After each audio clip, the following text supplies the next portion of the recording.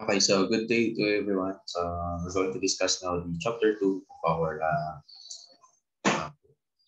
is entitled Value-Added Tax on Importation. So this is the topic that we're going to discuss first before we move into the business taxation side. Okay. So importation, actually we have partially discussed this one dun sa unang video tutorial. So ano ba ang importation? Sabi niya dito, it refers to the purchase of goods or services by Philippine residents from non-resident sellers. So ano ba yung mga pwede natin i-purchase from non-resident sellers or ano ba yung mga pwede natin import? Sa dalawa lang naman, may either be goods or services. Kapag goods ang in-import natin, ang tawag sa consumption tax na iyon ay VAT on importation, and for services naman is final withholding VAT. So dito merong comparison table para sa VAT on importation and final withholding VAT. Una, under sa VAT on importation, syempre goods yan. The tax is, or the consumption tax is imposed upon the importer or the buyer. Okay, so ibig sabihin, siya ang economic taxpayer at yung statutory taxpayer din, siya din mismo. Economic taxpayer dahil nasa kanya ang burden ng tax. Statutory taxpayer dahil siya ang pinangalanan ng batas para magbayad mismo ng tax. Nature is direct consumption tax. Direct in the sense that kung sino ang nag-consume, siya din mismo ang magbabayad ng tax. Ang basis niya is the landed cost. So mamaya, i-discuss natin kung ano ba yung composition ng landed cost. The collecting agency is the Bureau of Customs, and the timing of payment is before withdrawal of goods. So ganun kasi, kapag meron ka in-import, diretso muna yan sa warehouse ng Bureau of Customs. Okay? Then, isettle mo muna dun sa opisina nila kung magkano babayaran mo na consumption tax and other charges. Then, after that, dun mo palang pwedeng makuha yung goods mo sa warehouse nila. Sa final withholding VAT naman, yung object ng consumption dito, yung services, imposed upon foreign service providers. Imposed upon dahil sila ang may burden ng tax. Okay? Sila yung economic taxpayer. Okay, so iba dito, no? Medyo iba. Statutory taxpayer ay yung resident purchaser of the service or yung importer. Yung nag-import ng service. So bakit ganun? Kasi hindi mo naman ito, yung mga foreign service providers, hindi mo sila yan maoobliga na magbayad ng tax sa Pilipinas. Kaya ang ginagawa, ang pinagbabayad na lang statutory is yung resident purchaser. Nature is indirect business tax because kung sino yung economic taxpayer, iba doon sa statutory. Tax basis is the contract price. Collecting agency is the BIR. Okay, syempre kapag services, hindi mo naman pwedeng ilagay yan sa warehouse, di ba? Okay, so hindi mo siya mawi-withdraw sa warehouse. Okay, hindi mo siya may store. It cannot be stored. So sa BIR mo siya diretso babayaran, and the timing of payment is after the month of payment. Okay. Merong asterisk dito. It says in here that individuals engaged in business and corporations. Ibig sabihin yan, class, okay, mag-a-apply lang ang final withholding VAT kapag ang nag-import ng serbisyo ay isang individual na engaged sa business o isang corporation. Pero kapag tayo, na hindi naman tayo engaged sa business, kapag nag-import tayo ng service mula sa ibang bansa, mula sa foreign service providers, walang final withholding VAT yun. Okay, that is a very good point. Okay, then dito, yun nga, VAT importation, payable sa customs. So let's go to the next page. Withholding VAT is 12%. Although pareho naman yung 12%. Okay, pareho 12% yan. Okay, then import of goods. Okay, kapag nag-import ka ng goods, dalawa ang pwedeng mangyari dyan. Okay, may either be an exempt importation or it may be a VAT-able importation. So dito muna tayo sa exempt importation. So medyo nakat siya. Pero sa next pages, these items in here, numbers 1 through 4, explain natin yan extensively. So ano ba yung, parang ano lang to, overview. Ano ba yung mga exempt goods kapag ini-import? So ayan, agricultural products in the original state. Discuss natin kung ibig sabihin ng original state. fertilizers, ito mga inputs ang tawag dyan. Ito, books and newspaper, ibig sabihin mga printed materials, passengers or cargo vessels, mga aircrafts. Okay, diba nabanggit natin noon bakit ini-exempt ang mga yan? Because of the setup of the Philippine archipelago, which is heavily studded with islands. So, mahirap ang transportation kapag ganun. Kaya ito, para ma-encourage yung mga businesses na ang business nila ay cargo vessels at yung aircrafts, ini-exempt sila sa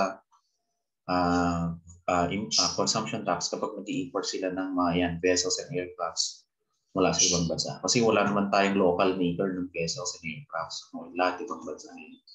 Then pangalawa, importation by VAT and exempt persons. Tingnan natin dito. Sila to. Itong number 4 at saka ng number 1, related yan. Ito naman, cooperatives na dapat agricultural cooperatives. At itong mga ito, PEZA locators. PEZA, ibig sabihin, economic zone. Okay? Meron tayong economic zone dito sa Cagayan. Then quasi-importation. So, importation siya, pero meron siyang ibang features aside from the normal type of importation. So, explain natin na yan. Then, importation, which are exempt under special laws. Tapos, yung mga treaties na signatory ng Pilipinas. Okay, page 3. Okay, this page 3, this is page 23. Okay, dito na tayo. Importation of exempt goods. Okay, unang-una, basic human food and related goods. Ito na yun. Agricultural or marine products in their original state. Livestock, poultry of a kind. Okay, saan ginagamit? Sa agriculture and for ultimate human consumption. Breeding stock, yung mga ginagamit sa pag-breed. Provided na for human consumption. Okay, so explain muna natin yung una. Saka natin puntahan itong B at saka C. Okay. Ano bang ibig sabihin ng original state? Agricultural and marine food product. Ibig sabihin, agricultural product ng agriculture. Okay, product ng pagtatanim, product ng pag-aalaga ng hayop. Okay, ang agriculture class, it does not only refer to plants, it may also refer to animals. Okay, and aqua farming. Okay, mga agricultural activities yun. And marine food products in the original state. Ibig sabihin ng original state, yung hindi siya masyadong nagbago or yung mga nag-undergo ng simple processing. So mamaya titignan natin kung ano ba yan. Anong ibig sabihin ng simple processing. Examples ng mga agricultural products in their original state, mga ito. Grapes, apples, poultry, livestock, milk, and eggs. Okay, livestock includes cow, bulls, cows, marine food product, eels, trout, lobster. Okay, sabi niya dito, to be considered in the original state, the good must be in their raw form. Okay, hilaw. However, pwede pa rin ma-qualify as original state pa rin yung isang product kapag nag-undergo lang siya ng simple processing. Dalawa kasi ang, tatlo pala ang simple processing. Simple process of preparation, simple process of preservation, and simple process of packaging. Okay? Yung preparation, ito, boiling, broiling, husking, grinding, roasting. Husking yung pag sa bigas to. Boiling, ito yung mga perishable products na para mag-preserve mo siya, mag-prepare mo siya. Okay? I-boil mo. O yan, mga roasted na products. Okay? Yung mga simple acts of preparation. Simple acts, ibig sabihin, hindi complex process pinagdaanan ng product. Okay? Then, simple acts naman of preservation is ito. If i-freezer mo siya, i-dry mo siya, dried fish, freeze, mga frozen products, smoking, and salting. Okay? So, kahit daw meron kang nakitang isda at dried na siya, dried fish, considered pa rin daw yun in the eyes of taxation law as in original state dahil considered yung process niya na pinagdaanan as simple act of preservation. Mahirap naman kung i-biyahe mo ng ilaw magpapanis pagkadating sa ano. Tapos yung simple acts of processing or packaging, I should say, ito. Shrink wrapping in plastics, vacuum packaging. Yung vacuum packaging, sinisip-sip lahat ng hangin na kasama ng product doon sa loob ng package. Okay? Para maging compact yung product. Actually, lagi itong nakikita sa mga karne. Okay? Yung Tetra packing naman, ito yung para sa mga juice. Ito yung fresh fruit juice, yung Tetra pack. Okay? Dito pa lang yung simple acts of preparation, preservation, ayan. Sun-dried fruits. May mga dried mangoes. Mga ganun. Okay? Tapos ito naman. Okay? Ito, boiled eggs and lechon are said to be cooked in their ordinary sense. The cooking method used, boiling and heating, are simple processing.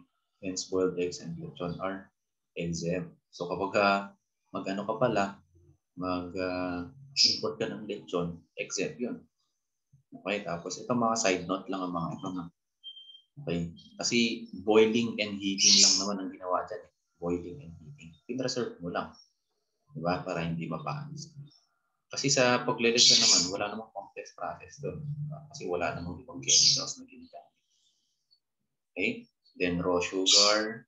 Okay? So lahat ng mga nabanggit natin kanina, those are exempt from VAT. Okay? So parang na-discuss natin extensively yung processes. Okay?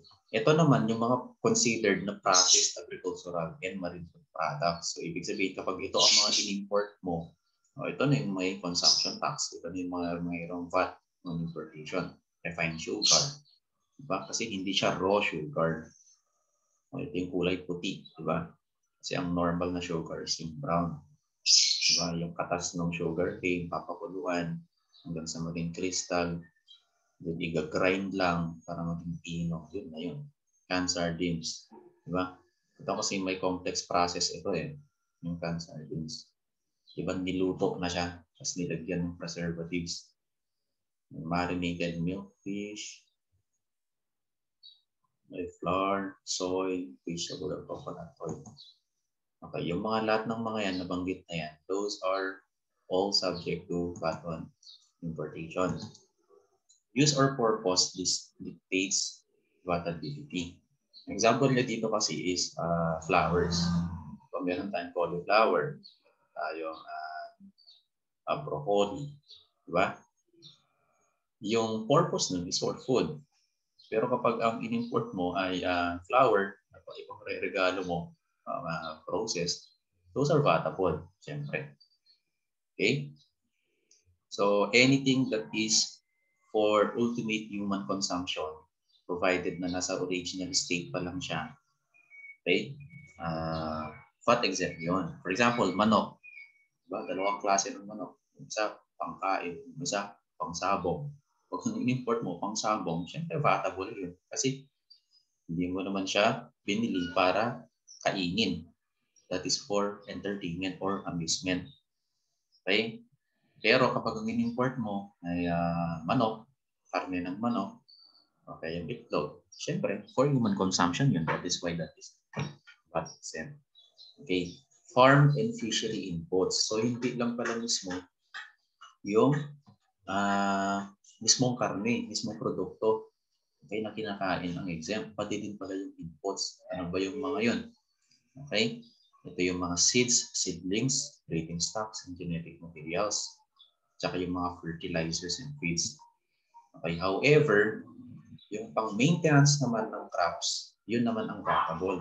Yun, mga medisina, herbicides, animal medicines. Okay. Yan na yung mga vatable products. Okay. Tapos ito, zoo animals. Okay. Kasi hindi naman yan pang pang consumption. Race horse. Okay. Including yung feeds na para sa mga pets. Those are vatable. Okay. Kasi pinapakain mo yung pet ng feed. Hindi dahil kakainin mo.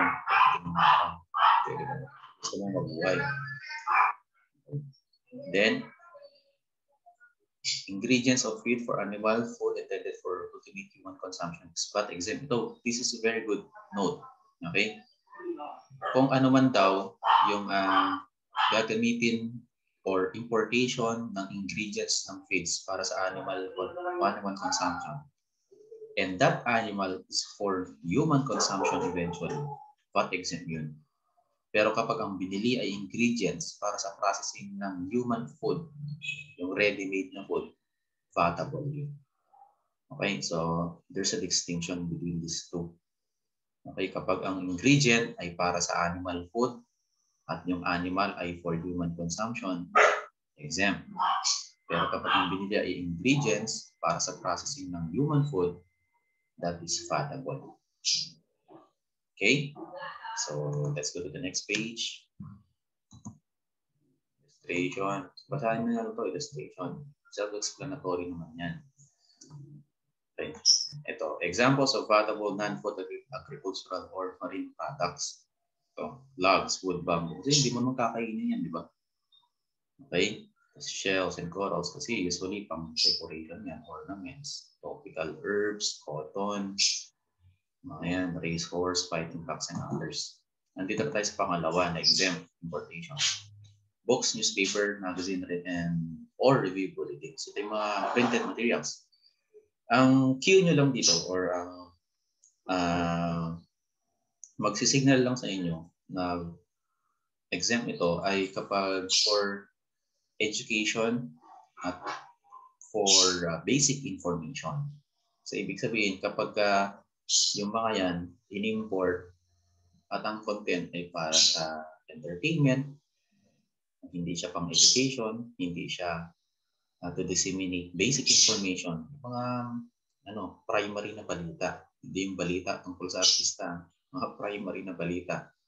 Okay, exempt yun. Pero kapag hindi, okay, kapag hindi, vatable na lahat. Okay, yun lang naman sa books, newspapers, magazines, and review bulletins. Okay, nandito tayo sa pangatlo, passenger or cargo vessels and aircrafts. So, bakit kaya ini-exempt ang mga ito? Kaya ang logic behind exempting this one. Kapag operator ka ng cargo vessel at aircraft, sobrang yaman mo, malamang. Okay? Ganito kasi yan. Kapag nag-import ang isang company that is engaged in the business of cargo vessels and aircrafts, nag-import sila ng mga yan na mahal, sisingil din sila ng mas mahal na pamasahe para mabawi nila agad pupunan nila. Pero kapag nakabili sila ng cargo vessels at aircrafts ng mas mura din ang pamasahe. Bakit ba importante na mura ang pamasahe? Sabi nga natin kanina, the Philippines is composed of 7,107 islands. Kung mahal ang pamasahe, wala nang masyadong biyahe. Alam naman natin na dalawa ang importance ng transportation. Una, movement ng products. Pangalawa is for tourism. Diyan kasi nabubuhay ang bansa natin eh. Okay? Movement ng products at movements ng tao na considered tourist. Meron tayong local tourist at meron tayong foreign tourist. Diba? So, yun nga. However, merong requirements para ma-qualify din sa exemption. Dapat daw, okay, mandatory na mag-retire yung passenger or cargo vessel after 15 years from the time na binili. Tanong tankers, yung mga oil tankers, ayan, 10 years, and high-speed passenger craft, 5 years lang. Okay, so after which, dapat ma-retire na. Okay, para saan? For safety purposes. Okay, last. Another to importation by VAT exempt persons. Okay, kanina, yung exempt importations. Tatlo yun, diba? Exempt importations. Ito naman, importation by VAT exempt persons. Okay, sino ba yung mga VAT exempt persons natin? Tignan natin sa next page. Meron tayong tatlo. International shipping or air transport operators. Related to sa kakatapos natin pag-usapan ng mga cargo vessels and aircrafts. Ang tawag sa kanila, mga operators, mga yan, agricultural cooperatives. Okay, then, ecozone locators. So parang na-discuss na natin yung number 1. Okay, so hanggang saan sila exempted? Ang sabi niya dito, okay, the exemption is limited to fuel, goods, and supplies, including yung mismong, yung mismong airplane, including yung mismong vessel. Okay? Tapos, pangalawa, ang daming illustration yan, basahin nyo na lang. Agricultural cooperatives. Yung agricultural cooperatives na to, okay, yung exemption nila for consumption tax on importation ay dito lang. Direct farm inputs, machineries and equipment, including spare parts ng equipment na bibili nila. At merong yung conditions. There are two conditions. Dapat credited sila sa CDA or Cooperative Development Authority. At dapat yung ini-import nila ay yung direct farm inputs, machineries and equipment. Ibig sabihin, yung mga directly related sa agriculture. So kapag yung ini-import nila ay sports car, syempre malamang vatable yun. Okay? Tapos, merong dyan, catch. Kapag ang in-import nila ay machineries, farm machineries, dapat sila lang ang gagamit. Sabi niya, exclusively in their production and processing of their produce. Kapag nag-input sila ng machineries at binenta nila, magiging vatable. Okay? So yun lang. Okay.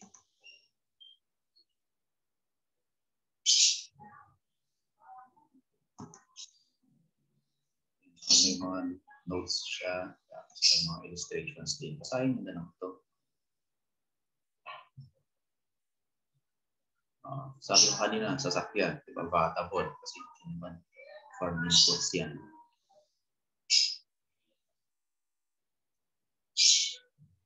Tapos ganun din, kapag nag-import sila ng herbicides and pesticides, vatable, kasi they are not considered direct farm inputs.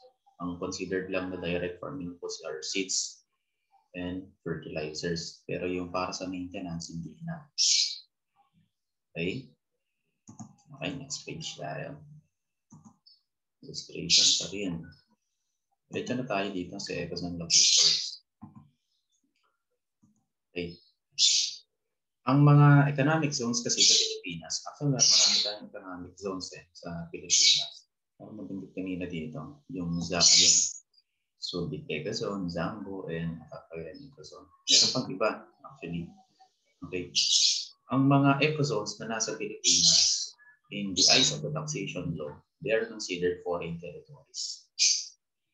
Diba sabi natin noon sa chapter 1 na kapag foreign territory ang nag-consume ng product mula sa Pilipinas na nanggaling sa Pilipinas, ang tawag natin doon export.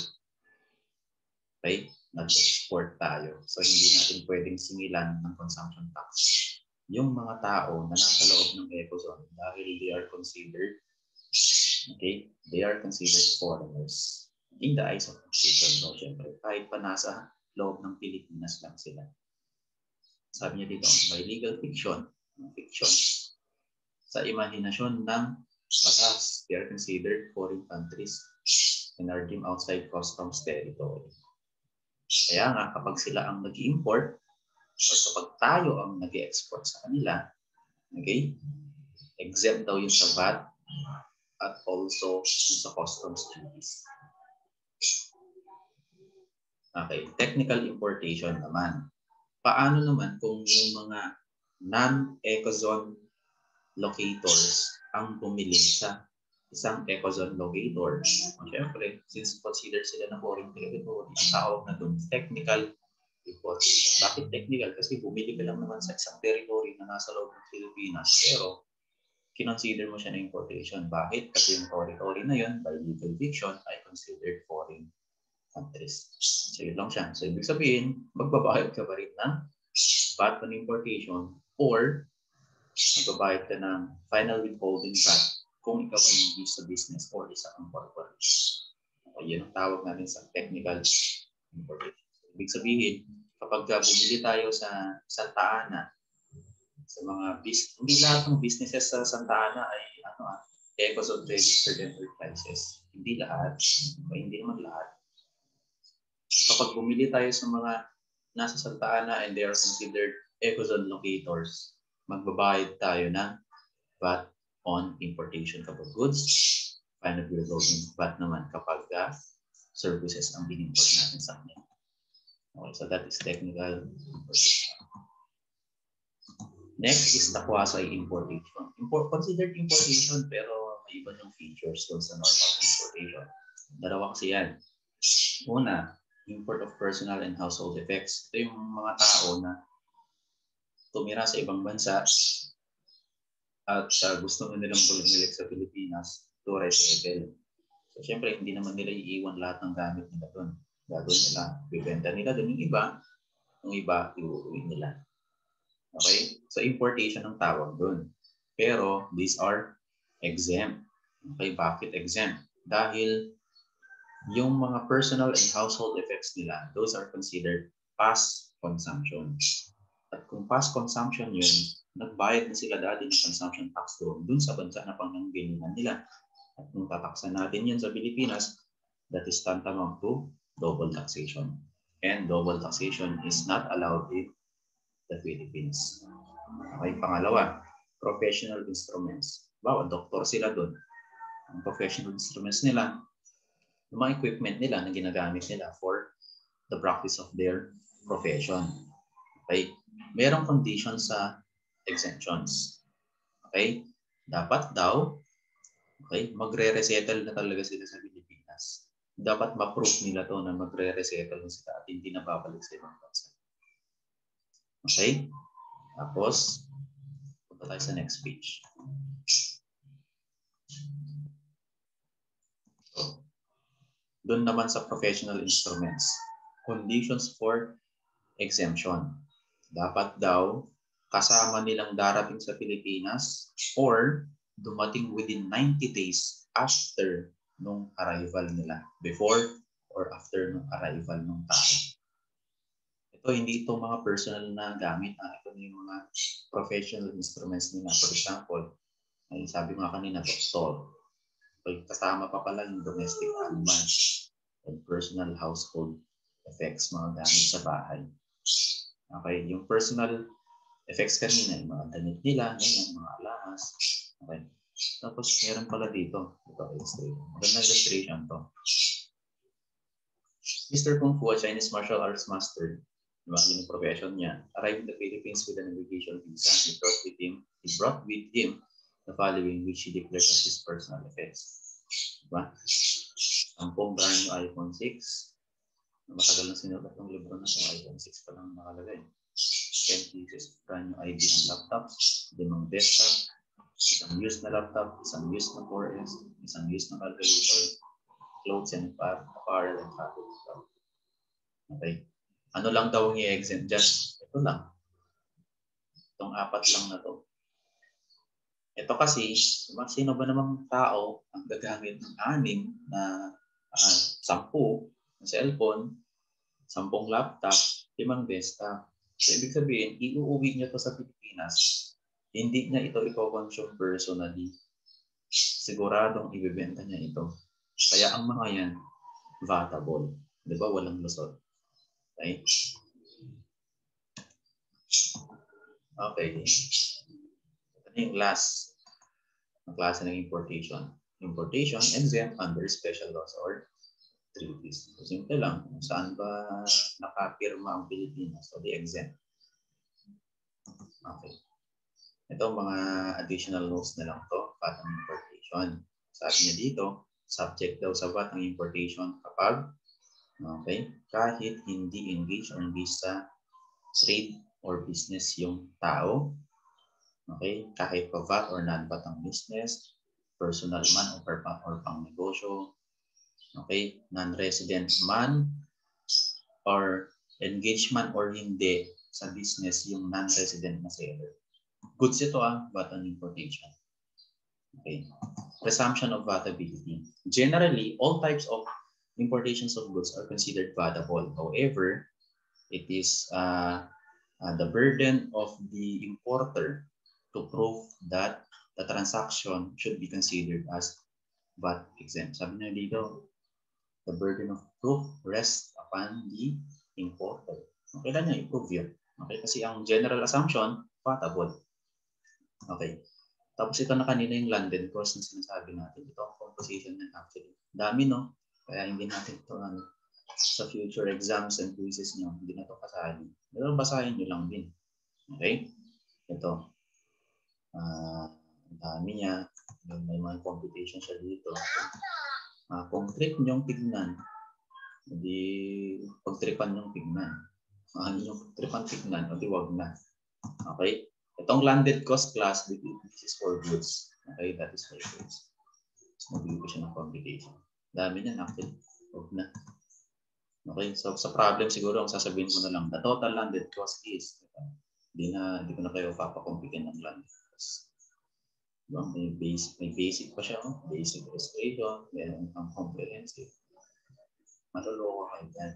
Okay, doon na tayo sa imports of services. Dalawang klase ng importation. Una, importation of goods. Ito naman, importation of services. Okay.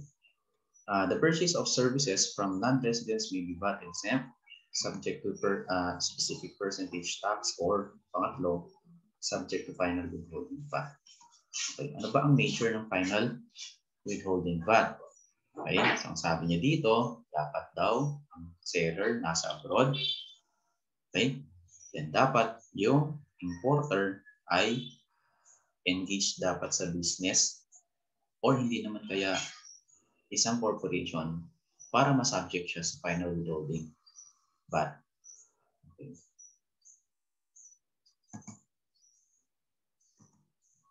In principle, domestic consumption by anybody. Okay. So dito, wala din pakialam kung hindi sa business or hindi yung nagbenta. Okay, then sabi niya, final withholding VAT daw is considered business tax. Sabi natin, kapag business tax ang tawag sa isang consumption tax, dapat ang nagbabayad lang yan ay mga engaged sa business. Diba? Okay, sabi niya pa dito, ina-assume daw ng taxation law na yung non-resident seller ay engaged sa business. Kahit pa, in reality, hindi naman sila engaged sa business. Okay, tapos yung final withholding VAT, ulitin natin, babayaran ko sa PLR. Yung VAT ng importation, babayaran din sa Bureau of Customs. Rason, kasi ang services, hindi mo siya pwedeng store, hindi mo siya pwedeng ilagay sa bodega. Diba? Kasi service nga. Walang physical substance. Diba? Okay. Technically exists kapag yung service ay i-render sa Pilipinas at yung purchaser ay individual engaging business or corporation.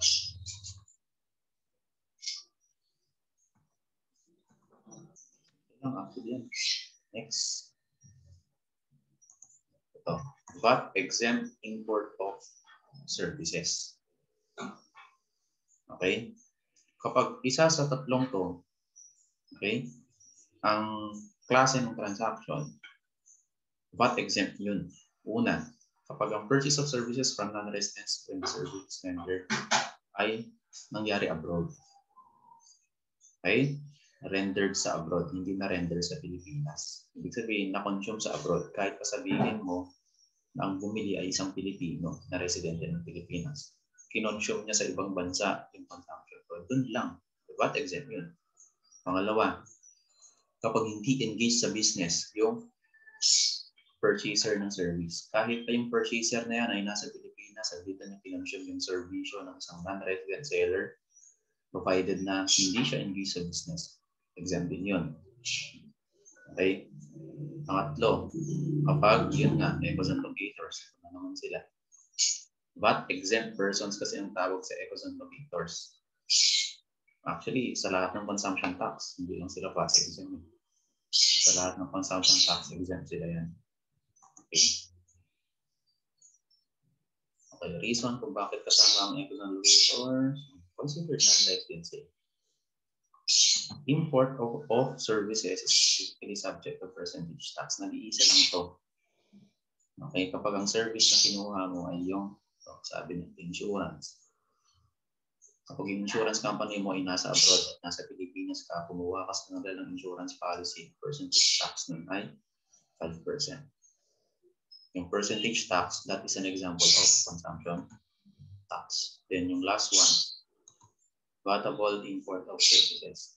Kung ano ang services na hindi mo ma-qualify as either exempt or hindi mo naman siya ma-qualify as specifically subject to percentage tax, dito siya babagsak. Vatable import of services. 12% of the contract price. Magkano ba yung kontrata?